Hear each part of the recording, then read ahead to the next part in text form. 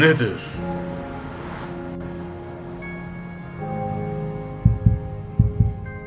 Kimine göre sonsuz ateşte çevrili bir cehennem, kimine göre ise cehennemden dünyaya kısa bir yol. Bana göre ise kinin temel olduğu bir intikam hikayesidir. Ve şimdi sizlere bu garip intikam hikayesini anlatacağım. Ama önce abone ol. Çok eskilerde çok gelişmiş bir medeniyet vardı. Bu medeniyetin bir ferdi yanlışlıkla Nether portalını bulmuştu. Ve onu çok merak etmişti.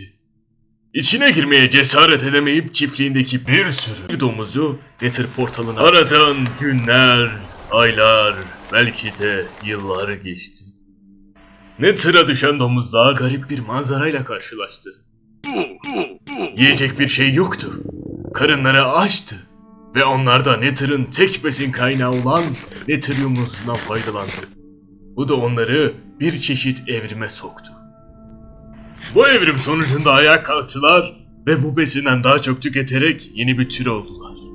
Bu tür ise Piglinlerdi. Nether'da çok fazla çıkan altın madeninden pek çok eşya yaptılar. Lav gezerleri teker teker katlettiler. Bunun sonucunda ip ile arbalet yaptılar. Ve artık intikam almak için hazırdılar.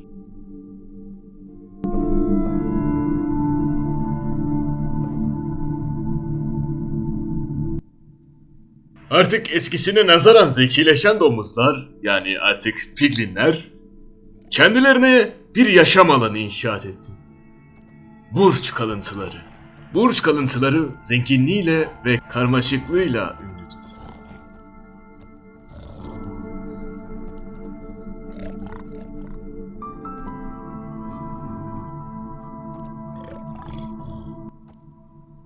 Buralara buldukları bütün zenginliği kattılar. Bütün servetlerini burada sakladılar. Piglinler altınlara çok değer veren bir türdür. O yüzden altınlarını saklama ihtiyacı duydu. Ve altını kendi aralarında bir para birimi olarak ticaret amacıyla kullandılar.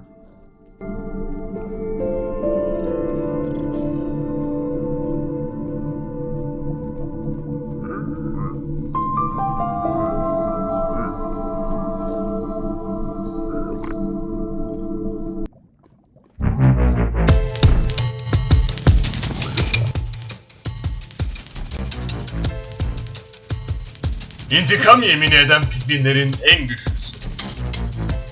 O kadar güçlü ki diğer Piglinlere kıyasla daha güçlü ve daha cani.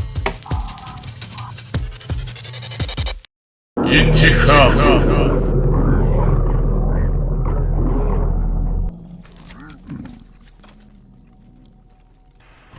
Zaman geçtikçe Piglinler akıllandı ve buraya gelme sebeplerini hatırladı.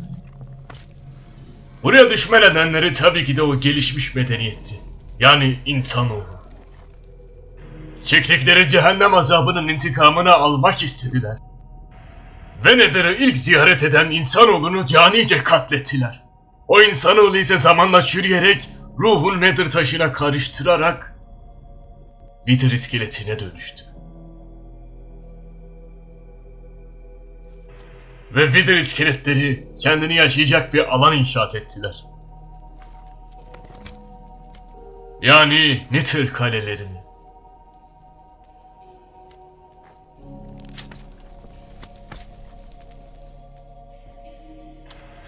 Domuzlar kendine yurt olarak Kızıl Ormanları seçmişlerdi. Çünkü burada yaşam daha elverişliydi. Mantar yiyerek dönüşen domuzlar zamanla Hoglin'e evrimleşti. Ve orada iki tür yaşamaya başladı.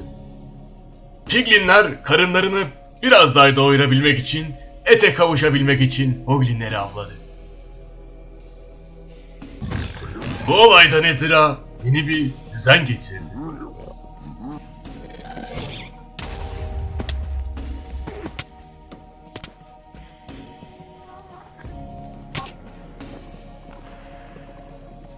Yani olay, cani insanoğlunun bilmediği bir yere denek olarak domuzları göndermesiyle doğan bir kin ve intikam oldu. Domuzlar bu cehennem azabını hiçbir zaman unutmadılar. Çoğu burada kalıp öldü. Ve zombileşmiş piglin'e dönüştüler. Buralarda hayat zordu. Cehennem ateşi. Her ne kadar çok dünyaya geri dönmek isteseler bile pek başarılı olamadılar. Çünkü ciğerleri artık Nether'ın o yakıcı atmosferine alışmıştı. Yani sonsuza kadar burada kalacaklardı. Ve bunun tek sebebi de insanoğluydu.